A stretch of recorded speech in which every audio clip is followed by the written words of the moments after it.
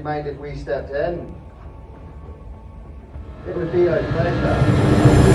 Alright, horror freaks, strap in, because the ending of 28 years later is absolute apocalyptic mayhem. And no, you're not hallucinating. That was a cult of bleach-blonde Jimmy Saviles doing Power Ranger style takedowns in neon outfits like it's Rage Virus meets Lord of the Flies, Rave Edition.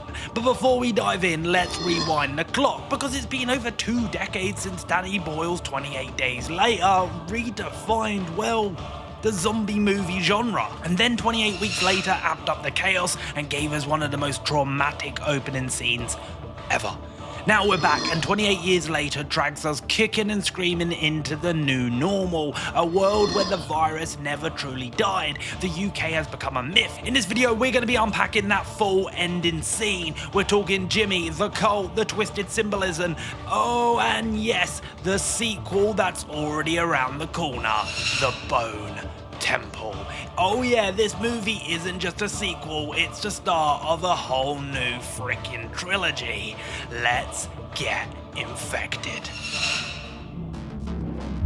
Okay, horror fans, before we dive headfirst into that ending, let's catch up with the blood-soaked road that got us here. It's been 28 years since the Rage Virus outbreak. Britain is sealed off like a graveyard. The rest of the world has moved on, but inside, a few survivors still cling to life. Spike, well, he's our hero, a 12-year-old raised on Holy Island with his parents Jamie and Isla. Their world is simple: bows, arrows, and staying safely inside when the tide is high. Isla becomes terminally ill. Spike and his dad have to venture into the mainland on a rite of passage and go hunting infected. They encounter a mutated infected known as Slow Lows, and yeah, this is totally my jam. Did anybody else get massive Left 4 Dead boomer vibes from these guys? Oh my, wait, why don't we have a Left 4 Dead movie yet? Oh, sorry, I'm getting off topic. We also get our first look at the massive Alpha, a hulking super infected leader, and I love all these new mob types and new additions to the 28 Days Later lore and overall world building. Back home, Isla's sickness worsens and Spike's world shatters. Together, Spike and Isla pursue Dr. Ian Kelson, a lone doctor living in the ruins. There they locate his bizarre bone temple, a shrine built from skulls of the dead. We'll come back to that later.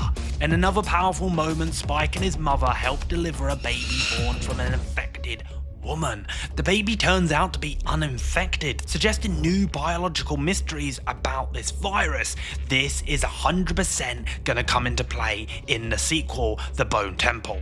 Isla dies, Spike places her skull atop one of Kelson's bone towers, a ritual bleeding grief and remembrance, and when Spike returns home with the baby, he decides he's not really looking for an arse whooping from his dad right now, and decides to go out alone at the tender age of 12 and face the apocalypse. And then we get that ending scene. Hold. Hold.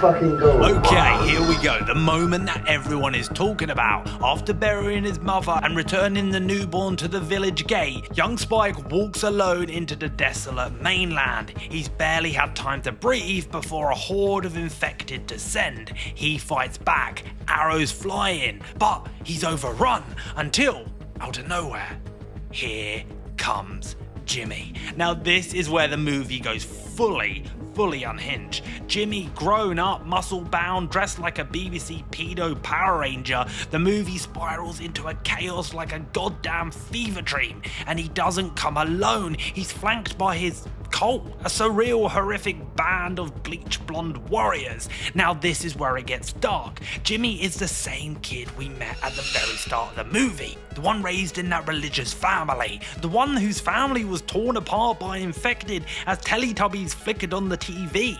His last memory is a mashup of childhood innocence and pure carnage. He escaped by hiding beneath the church floorboards, clutching the cross necklace his father gave him, that same father who told him the virus was salvation, moments before being torn apart. And Jimmy looks like he kinda never forgot. That necklace still hangs around his neck, and his Cole, they might not just be followers, but survivors just like him. Kids who grew up alone in hell. Now fully grown and fully broken, they all kind of look like him now. They turn that trauma into a religion born from blood, cartoons and madness, and I could still hear the chant of the Teletubbies count, like it's scripture for them. Jack O'Connell plays Jimmy with this eerie, almost performative charm, the creepy blonde hair, the twisted confidence. There are definitely shades of Jimmy Savile here, but more like a warped childhood impression left to fester for decades. It's never explicitly said, but it's deeply unsettling in its design. Yeah, so no post-credit scene in 28 years later, and that's a bit unexpected. For a film that's clearly kickstarting a full-blown trilogy, you'd kinda expect some kind of final tease or at least a mid-credit sting, especially with the scale of the world building in the final act of the movie, but no, nothing. That said, it's not the end of the world, well, not for us anyway, because the sequel is already in motion and we've got the details. Yes, the sequel is already locked in. 28 years later, The Bone Temple will hit theatres on January 16th, 2026. So yeah, not far to go. It was filmed back to back with this film and stars Aaron Taylor-Johnson, Jack O'Connell, Ralph Fiennes, and oh yeah, Cillian fucking Murphy returning as Jim in a key cameo. What's switching up here though is the director, with Candyman's Nia DaCosta stepping in behind the camera. We here at Oddly Horrific are actually gearing up for a full-on first/episode to explore Bone Temple, casting rumours, plot theories, concept art and set photos. This is where Jimmy's cult myth grows, so make sure you keep it locked here to Oddly Horrific for that. And oh, we'll also be talking about part 3 because yeah, this is going to be a trilogy. That was 28 years later, and what a hell ride. We are now in full franchise mode, and yeah, I'm kind of here for it. But now we want to hear from you. So what's your wildest theory for the Bone Temple? Who survives, who turns, and why Bone Temple as the title for the sequel? Drop your ideas in the comments and we might just feature your pitch in our first/breakdown for 28 years later, Bone Temple, coming real soon. But before we wrap up, it's time for our official and very serious Oddly Horrific rating. Drumroll please. Oh yes, we're giving 28 years later 4.5 ripped out skulls with spine still attaching and dangling out of 6. Make sure you subscribe to Oddly Horrific because this is just the beginning. We're your #1 spot for all things speculative horror, and we're covering all the biggest horror franchises all year long. You do not want to miss what's next. We'll see you in the next one, and remember, don't get infected.